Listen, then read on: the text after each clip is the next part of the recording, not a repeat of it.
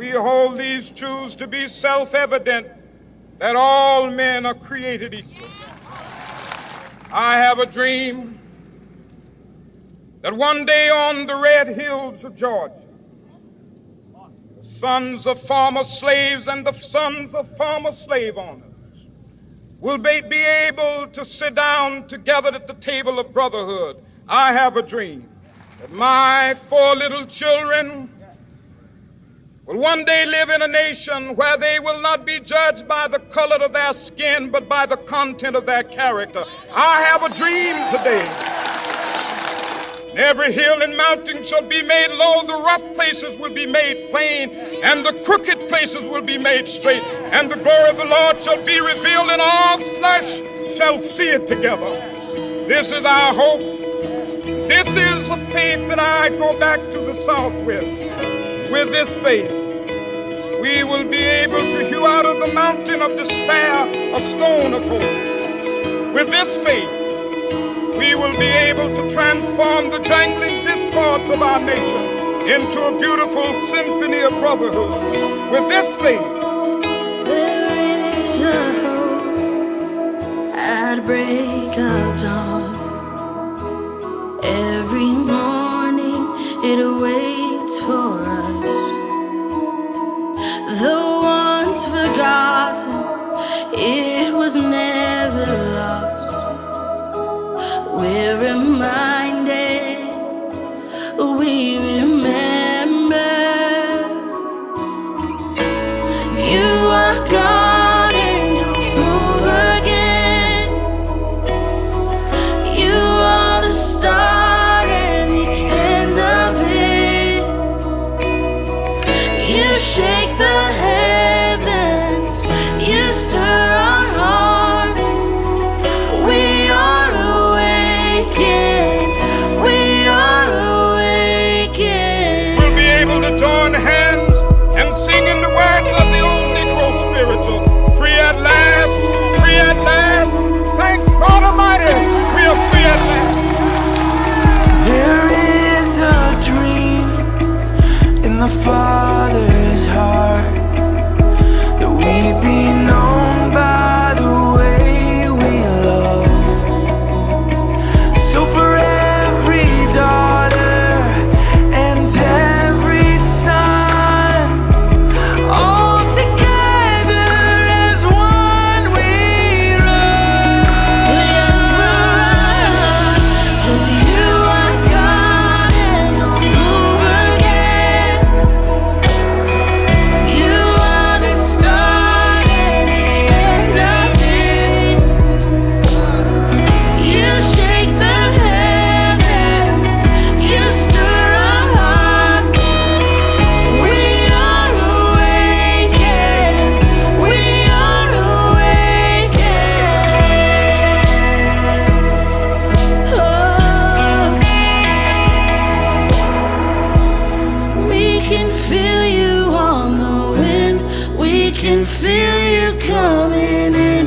Oh, you're gonna move again, we know. We can feel you on the wind, we can feel you coming in. Oh, you're gonna move again, we know. So with every word you speak, we will follow where you lead. Go beyond the former things, we know. We receive your strength and peace to love our enemies, so that every human heart will know. You are God and don't move again. You are the start and the end of it. You shake the heavens, you stir our hearts. We are awakened, we are awakened. 'Cause you are God and don't move again. You are the start and the end of it.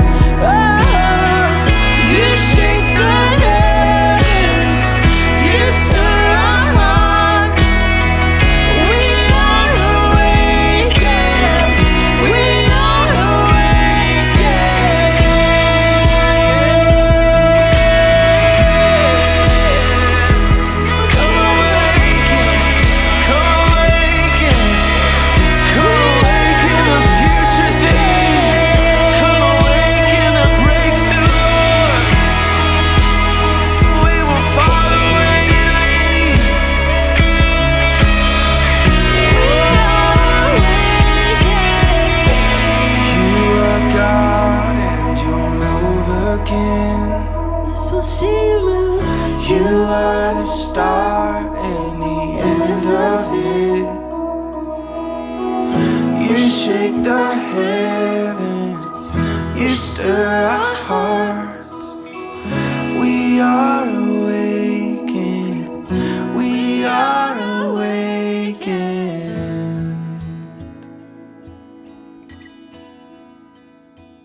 We are awakened.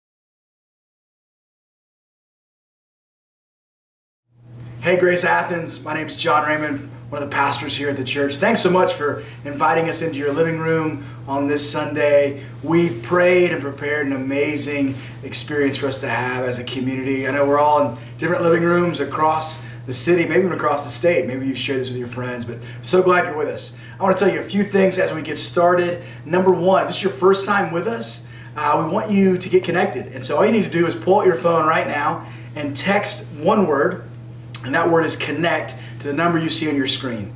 We'll then follow up with you directly and get you connected to all that happens here at Grace Athens. Even though we're not meeting in person on Sundays, there's all kinds of things that happen throughout the week with our ministry that we'd love to get you involved in. Number two is this. One of those things that we do throughout the week and across the city is missional communities. One of the greatest things that came out of 2020 was the launch of 13 missional communities at our church. From college students to adults, from moms and dads to freshmen on campus. Y'all, we've got some amazing communities happening right now. If one of your reflections on 2020 was, man, I really need to make more friendships and community at the church, I'm too isolated in my life, hey, let's make a change in 2021. Be a part of one of our missional communities. Our whole hope with that is for you to have a spiritual family to grow in God with and to reach our city with in the name of Christ. So consider that. All you need to do is one thing, just one thing. Keep your phone out and text this keyword community, or if you're in college, just text the keyword college right now, and we will follow up with you and get you in a spiritual family here at Grace Athens. We're so happy with what we see happening with those missional communities right now. We'd love for you to be a part of it. Lastly, we want to take a time where we do our offering. We think this is an act of worship just as much as singing is today, that as God has provided for us, He's given us His money through our jobs, that we want to offer back some of that money to the Lord and to His kingdom project here in Athens. So let's do that now. Pull out your phone. You can text the keyword give, and it'll prompt you on how to do that. Some of you already give online. I want to say thank you for doing that. But let's all, if we call Grace Athens home, whether you're a college student and it's $5, or whether you're an adult here and you have the means to really tithe here at the church, let's all worship God and participate in His kingdom effort by sowing in right now to that offering. Right now, where you are. Come on, let's do it. Let's not hold back. Money is something we never want to be an uncomfortable topic here at Grace Athens. It's the second thing that Jesus talked about most in the Gospels. Isn't that crazy? Because He knew where your heart is, your money follows. Your money's there also. And so we want to sow into those matters of the heart with God's kingdom and His local church. So let's do that now as we worship the Lord this Sunday. Thanks so much for being with us.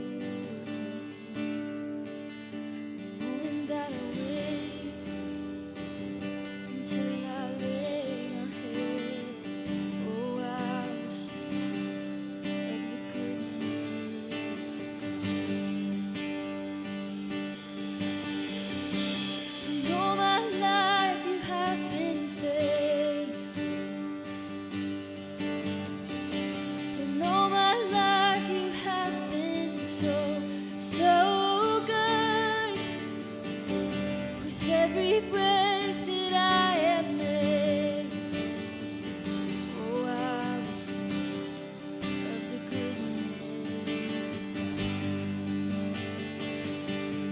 Your voice has led me through the fire and darkness night. You are close like no other. I've known you as a father. I've known you as a friend. And I have the goodness. And all my life you have been faithful. And all my life you have been so, so good. With every breath that I am made, oh, I will sing of the goodness of God. Oh, 'cause your goodness is running out, it's running after me. Your goodness is running out, it's running after me. My life laid down, I surrender now. I give you everything. 'Cause your goodness is running out, it's running after me. Your goodness is running out, it's running after me. Your goodness is running out, it's running after me. With my life laid down, I surrender now. I give you everything. Your goodness is running out, it's running after me. And all my life you have been faithful. And all my life you have been so, so good. With every breath that I am made, oh, I will sing of the goodness of God. Oh, I will sing of the goodness of God.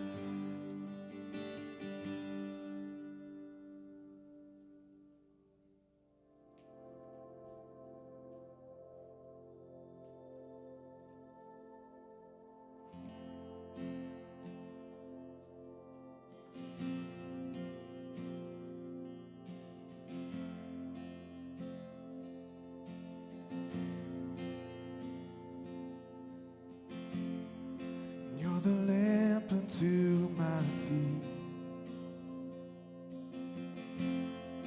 When I don't know where to run to, you're the whisper to my hope. You're the light that guides my life. When I'm broken, when I'm whole, and when I'm full and when I'm empty, you're my refuge and my shield.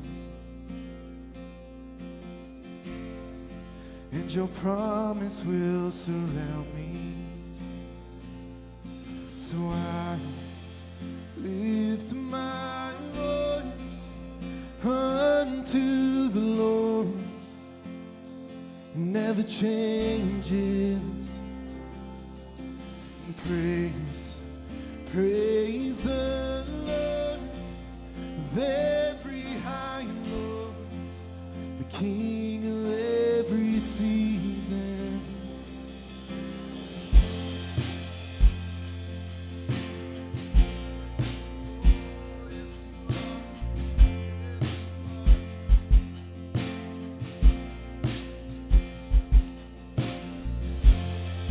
You're my future without fear. You're my memories without shame. And to prove your love for me, you broke into my heart, locked the door to stay. So I lift my voice unto the Lord. He never changes.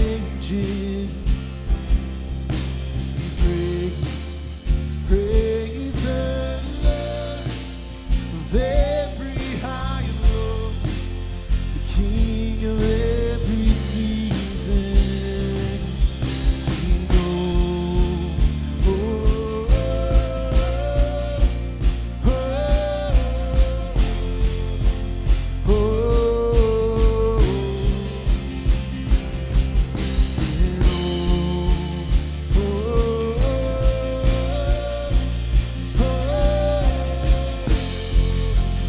oh,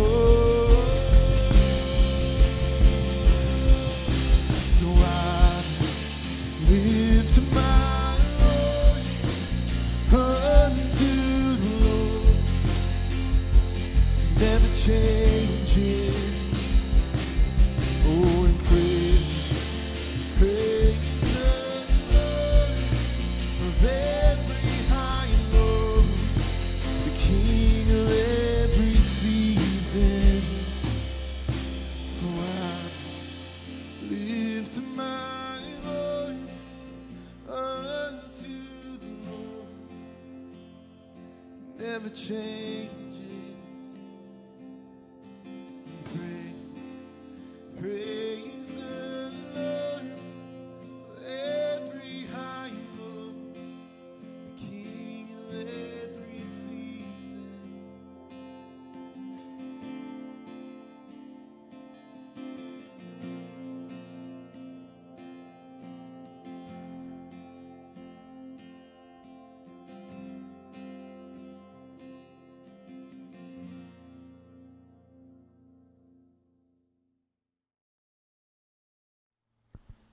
Good morning, Grace Athens. I am here with my good friend Mason, who I've been serving with almost every Sunday this past fall semester.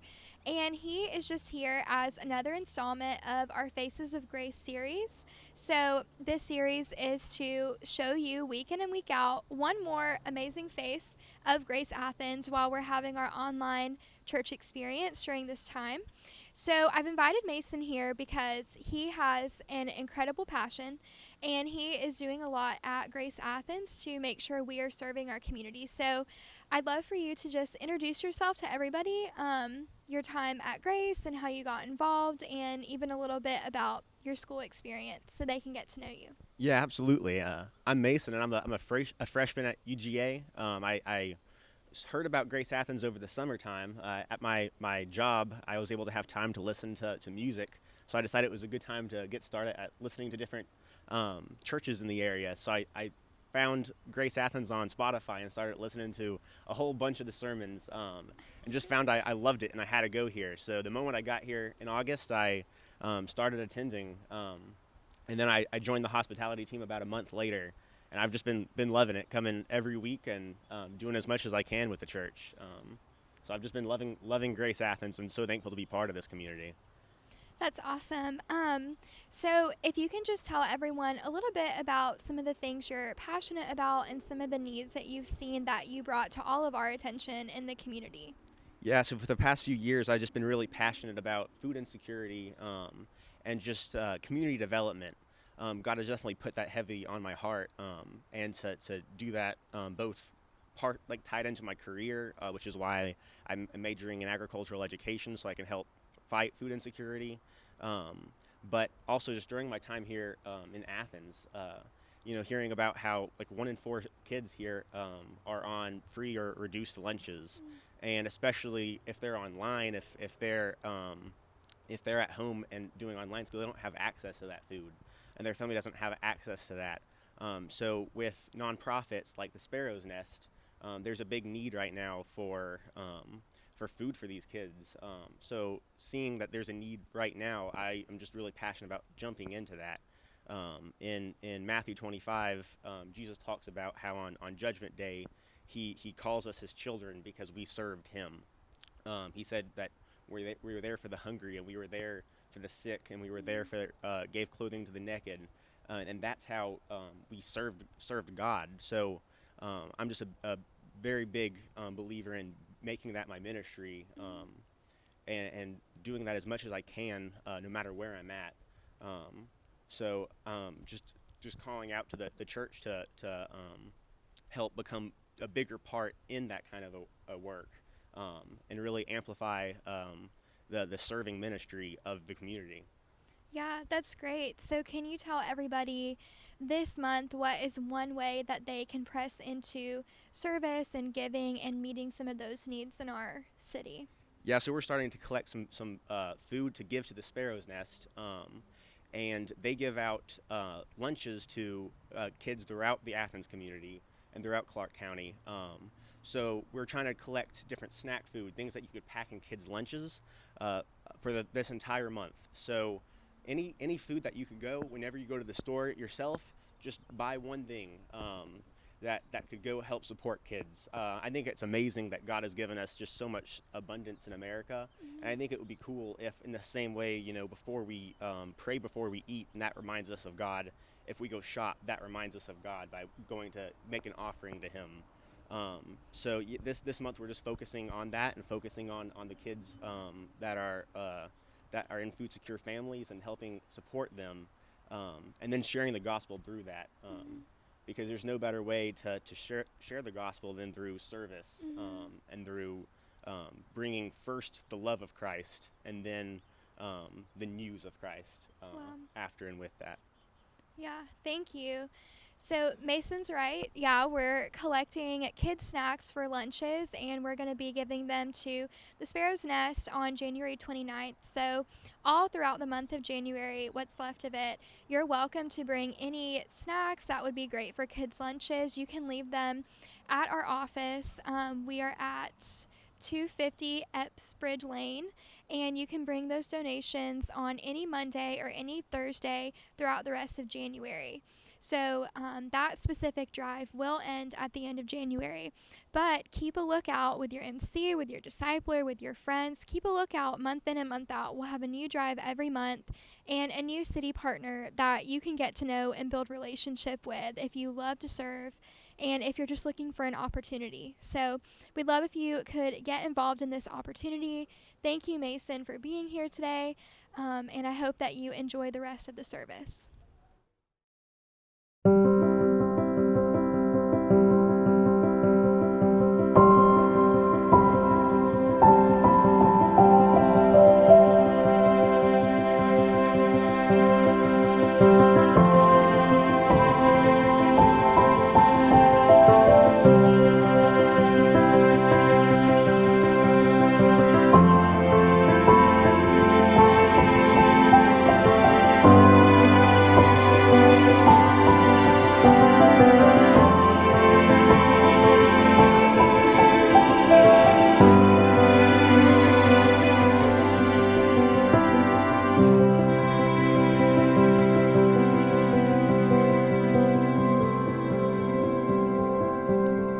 Thanks for joining us this morning. If you have a Bible, we're going to start at the end of Acts 15 and then move into Acts 16. And while you're flipping there, I want to ask a question. Have you ever been shocked or surprised by something? You could probably recall maybe some of the events that have happened over these past few weeks. Maybe there's been something that's happened to you that you've been shocked by. Maybe you have a family member that might have caught COVID. There might be plenty of things that's happened to you that have been surprising or shocking this past year. I hate surprises, good or bad. I do not like them. One time when I was a kid, we were always being filmed on an old recorder, and there is this video of me getting a gift for Christmas. And I'm an Enneagram 3 for you Enneagram lovers out there. I had to feel a certain sort of way with whatever surprise I was given. So I was given a gift that I was surprised by, and when I opened up the gift, I said, this is what I've always wanted. And I had no idea what the gift actually was. And so then right after that, I say, actually, what is this? I need to ask what this is. This is what I wanted, but really, what is this? And for me, I feel like I had to put on some sort of facade, even though I was shocked or surprised by something. You may react differently to surprises. You may act different ways when you get shocked. But what is happening is that there is something that is outside of our own thinking that comes into our world. There's something outside of the boxes that we have put up, the things that we have compartmentalized, the circumstances that we think, or maybe the mental outcomes of an event that are going to happen. And then something comes from outside of it, and it shocks and surprises us. My hope this morning is that there would be a good shock or surprise when we read this text, that the words that would come off the page to you this morning would shock and surprise you and would hopefully break down our own perspective of God and how He acts, how His good news moves, and then how we also interact with others as we go. So that's what we're going to be looking at this morning at the end of Acts 15 and into Acts 16. And my hope and my prayer is that we would be shocked, that the walls that we've put up in our brain would come tumbling down, and that we would wake up refreshed and excited for the shocks and surprises that are to come, whether they appear good or even bad. So let's look at this and see why this shock and surprise is happening and why it's so important for us to be excited about what a shock and surprise might be. So let's start with a shock right here within the core of the group in Acts 15, verse 39. And there arose a sharp disagreement, so that they separated from each other. Barnabas took Mark with him and sailed to Cyprus, but Paul chose Silas and departed, having been commended by the brothers to the grace of the Lord.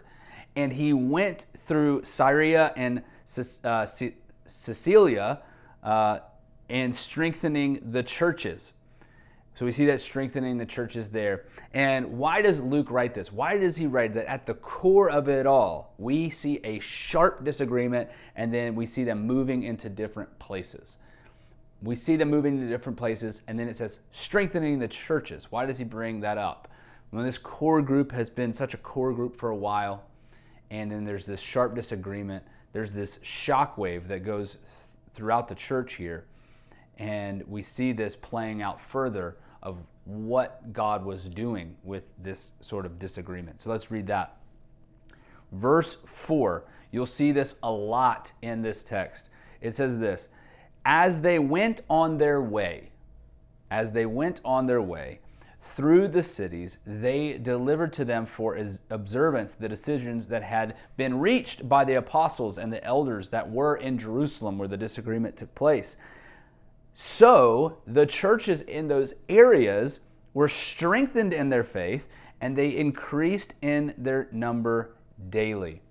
Even with this sharp disagreement that took place, even though there was this shock wave within this church, they end up going to these cities, and we see that the church is strengthened. We see that they continue to increase in their number, that God is redeeming whatever disagreement was happening, and He's also using that disagreement to reach other people in other cities.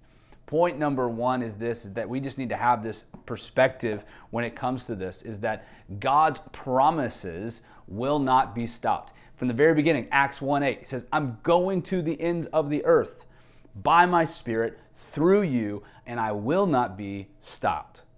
God's promises cannot be stopped. Even at the very center of where this movement happens, God is saying, no matter what, my promises cannot and will not be stopped. They will not return void. They will not be empty. If I am moving into these cities, I will move into these cities. It is a promise from Acts 1:8 that is now taking place in all of these cities. So point number one is we see that God's promises wouldn't be stopped. And we see this happening, that with that promise, what we can hold on to just very practically is that we can actually go without hesitation, that we can actually move. Remember that word in verse 4, it says, as they went on their way. It's this idea that no matter where you go, as you go, you share God's promises, you strengthen the church, and you increase in its number daily. Those are promises that have been given to us, that now as we go, we can share these promises and they will not return void. That we can go to people in their context, and if they have some pretty bad news that is happening in their life, we can actually give them some good news that will last, even if it's a seed in their heart. Maybe we don't see it flourish. Maybe we don't see it become a huge forest in that moment. What we can know is that we have put this promise into their lives, and that promise will not return void. There will be some sort of kingdom of God return on us sharing the gospel as we go. And so it says that as they went on their way, they shared the promises of God. The church was strengthened and increased in number. And we need to know that. We need to take the pressure off of ourselves when we talk about Jesus in this world, in this time, that we can actually share who Jesus is and the promises that he delivers us, that what he brings to us will not be empty. There may be other things in this world that may come back empty. If you missed last week, I encourage you to watch last week's message with John, where he talks about how we can have Jesus plus something else, and we think that equals everything. Jesus plus our politics then equals everything. But no, he's saying, no, it is Jesus plus nothing else equals everything. That whatever we might put in that place, maybe it's not politics, maybe it's something else for you, that Jesus plus something else, that stuff may return void, but Jesus's promises will not return void. And so as we go, we can actually go in that kind of confidence, sharing the promises of God, sharing the good news of God in places of bad news where they are at. And those promises cannot be stopped.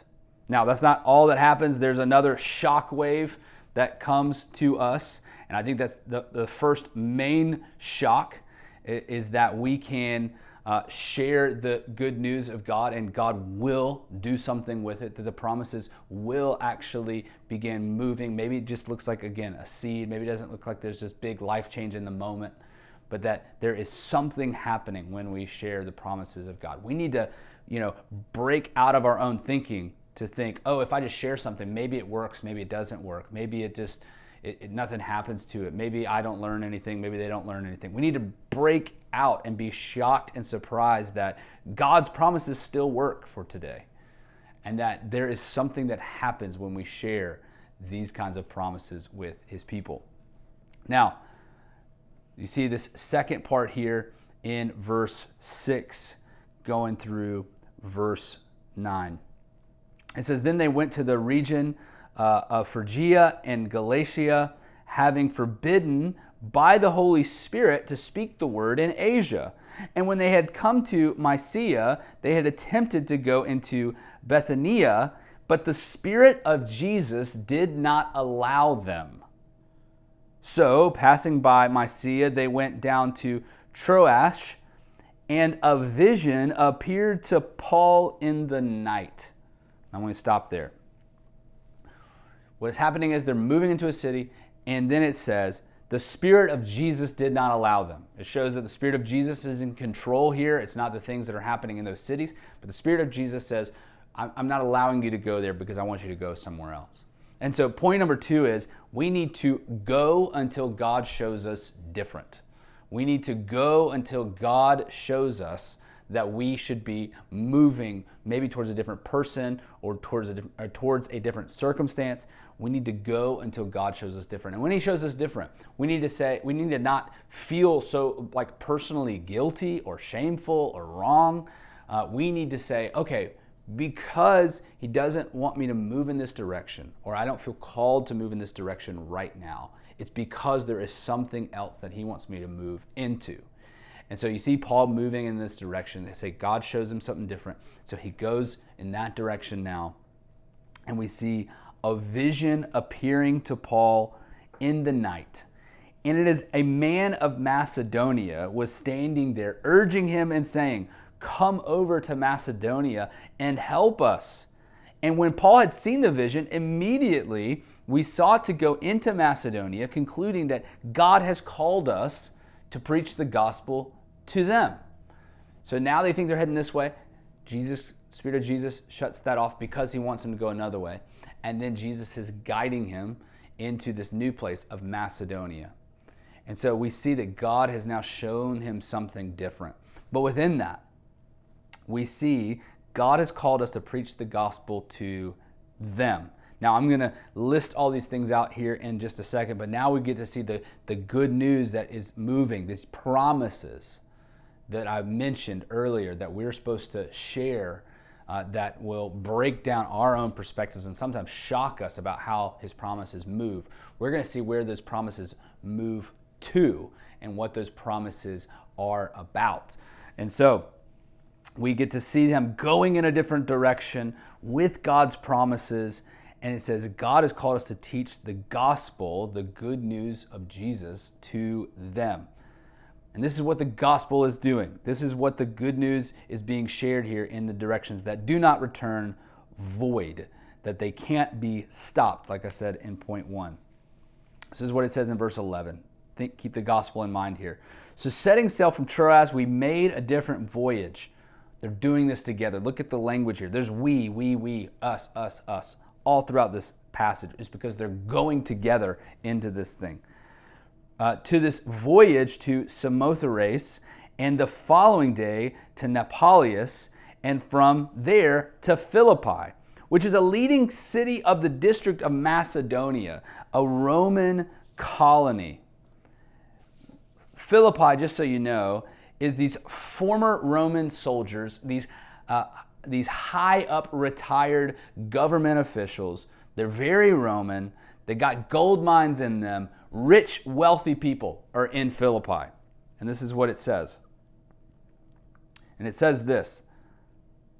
It says that we remained in the city for some days.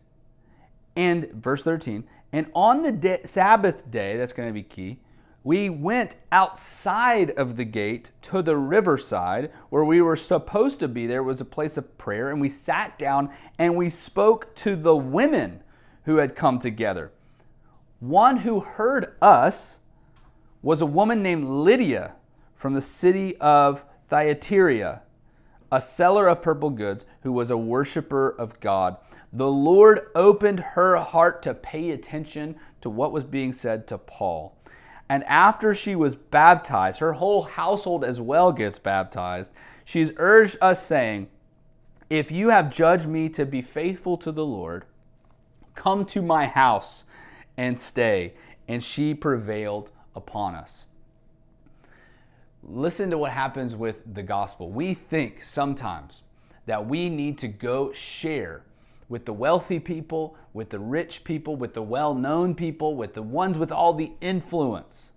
That we need to be the people who says, let's go to the highest influential person with all the money, with all the say, the one that's going to do the speech, the leader of leaders. We need to go share the gospel with them. But what is happening here is it's breaking down that boundary. What we see that's happened from the very beginning is Paul gets a vision.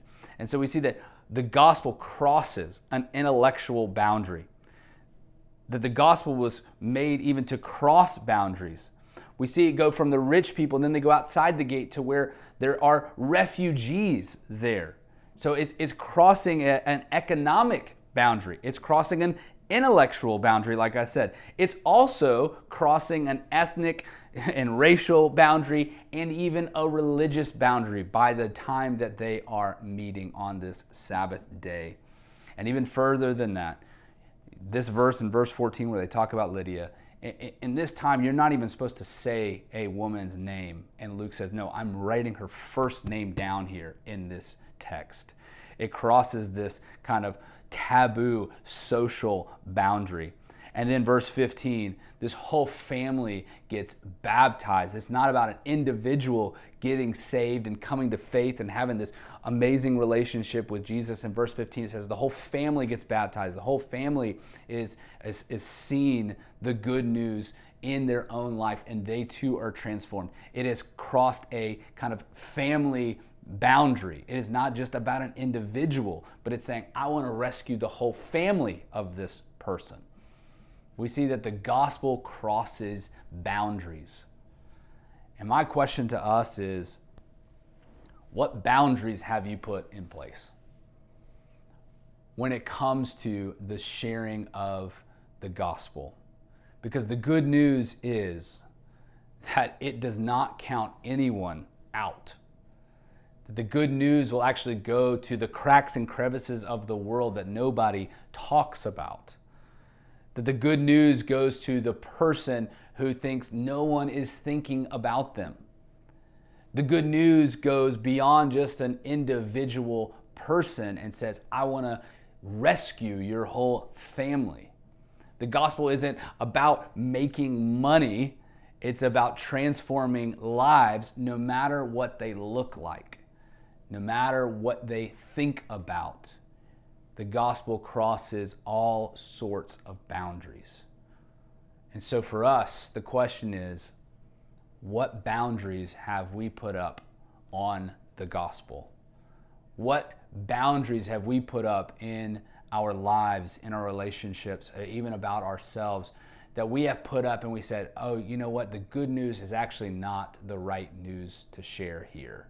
It's something else that we need to share. The good news is not going to actually be effective here. So therefore, there needs to be a boundary up or a wall put up around what is effective when it comes to sharing the good news. What boundaries have we put up on the good news? What boundaries have we put up on sharing what Jesus has done by his death, burial, and resurrection, saving us from our sin, but also saving us to live, not just free from death, but free to life in him?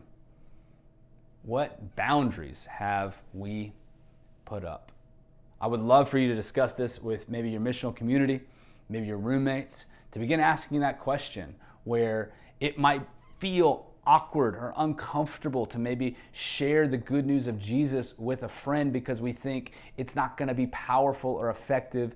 We think maybe it's going to be offensive and hurtful. Would we be willing to take those boundaries down and actually go until God shows us different? Will we be able to take those boundaries down and realize that the gospel can cross every boundary and that God's promises will not return void? Will we hold on to that reality, knowing that the gospel will not be stopped and that we are called to participate? We, us, all of us here are called to participate in this and going until God shows us a different path. And would we allow him to cross the boundaries first of what we've put up towards ourselves? That maybe the grace of Jesus wants to move into your heart, into your mind, into your thinking, maybe about the past or maybe about the way that things are. Maybe the grace of God wants to come to you and say, I will redeem these things one day. I will make all things new. That is not changed. That is not a void. That is not empty. I see you in your fears. I see you in your hesitations. I see the defenses that you've put up with me. Will you lower them so that I can love you? The way that you are meant to be loved, the way you're meant to be cared for, the way my good news is supposed to move across those boundaries and defenses. So what boundaries have you put up for your own life to encounter the grace of God in your life? And then what other boundaries have you put up maybe thinking, oh, I'm not smart enough, or I don't have the right things to say to this person, and so it's going to be easier for me to wall up the gospel and try to give them something else. And maybe that will satisfy their bad news or their struggle or their emptiness. What boundaries have we put up against God, and what boundaries have we put up against other people, maybe for our own safety or self-worth? That's the question I have for us this morning. I hope the word challenges you. I ask that you, again, share it with your friends, talk about it, answer those questions, read through this passage again, and just feel the grace of God moving towards you. Maybe you are the Lydia in the story where you're just on the side of where all of the magic is happening and you think no one else sees you or gets you. Maybe the grace of God can begin to move towards you, even if there are boundaries that are put up. I hope this encourages you. I hope this challenges you. Begin talking about it with your community and begin answering those questions, because I believe that the grace of Jesus Christ is still powerful and effective. It still moves us to go, and it can cross any sort of boundary with love and care for you and for the ones around you. We love you, Grace, and we'll see you next week.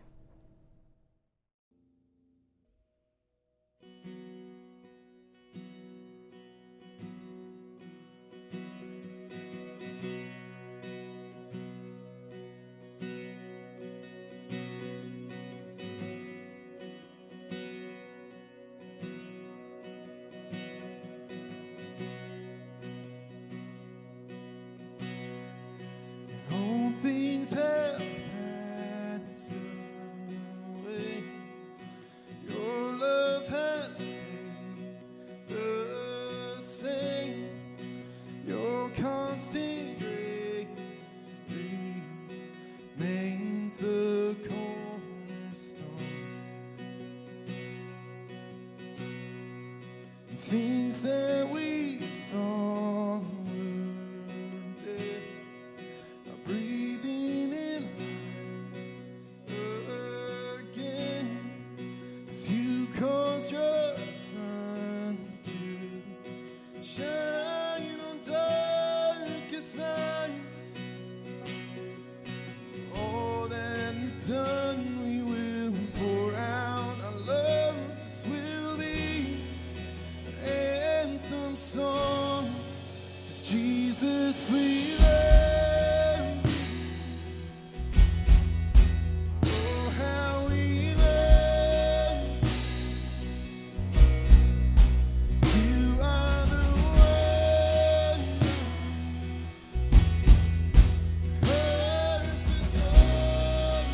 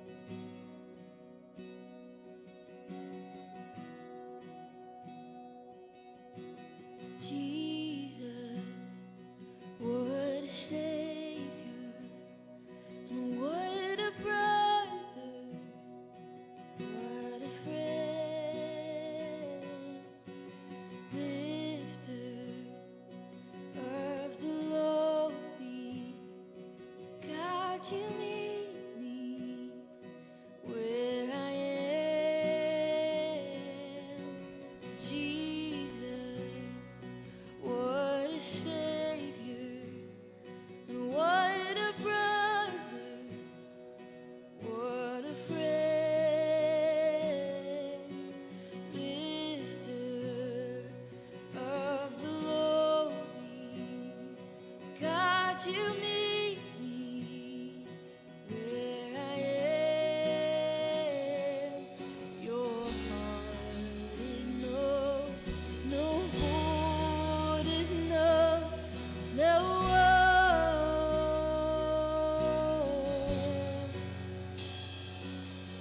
You're constantly moving towards me with open arms. I've never known a love like you. I've never known a love like yours. Oh, I've never known a love like yours. I've never known a love like yours. Jesus, what a Savior, and what a brother, what a friend, lifter of the lowly. God, you lead me where I am. Your heart, it knows no borders, knows no walls.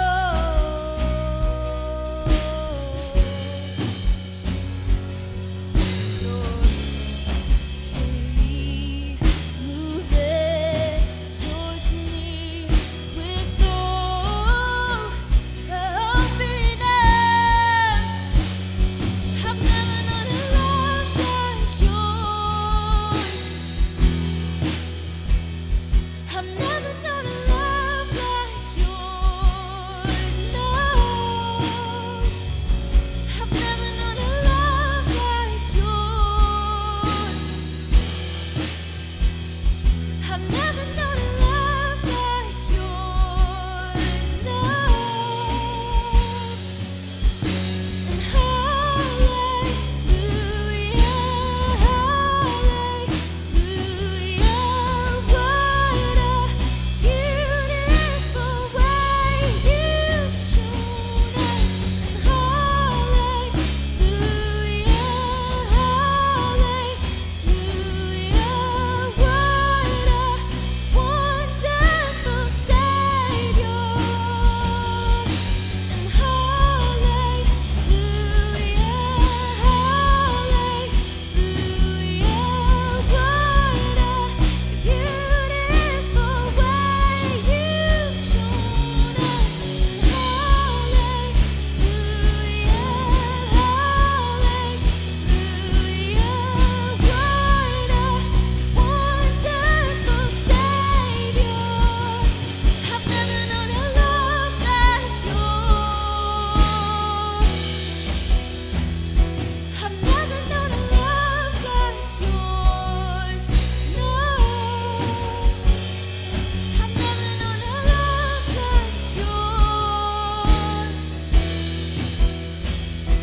I've never known a love like yours. I've never known a love like yours. I've never known a love like yours. Oh, oh, I've never known a love like yours. I've never known a love like yours. Oh.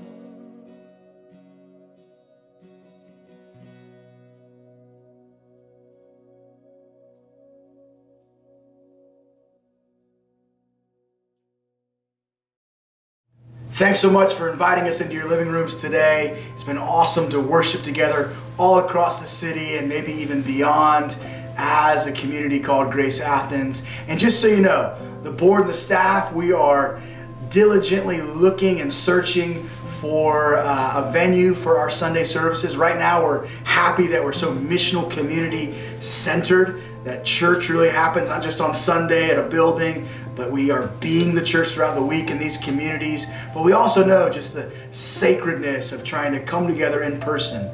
And so with COVID, it's been obviously been difficult, and we are just so committed at Grace Athens to being safe and to being good citizens here in our city and in our state. So we're looking at what are options outside of online that we could start participating in this spring. And so we're going to keep you updated on that, and would love any input that you might have moving forward. So from now till then, we're going to continue to gather online in this virtual way and be together in communities throughout the week. And then we will together make some decisions moving forward, and we will keep you up to date on all of those. Thanks for being with us today. Have an amazing week. God bless you.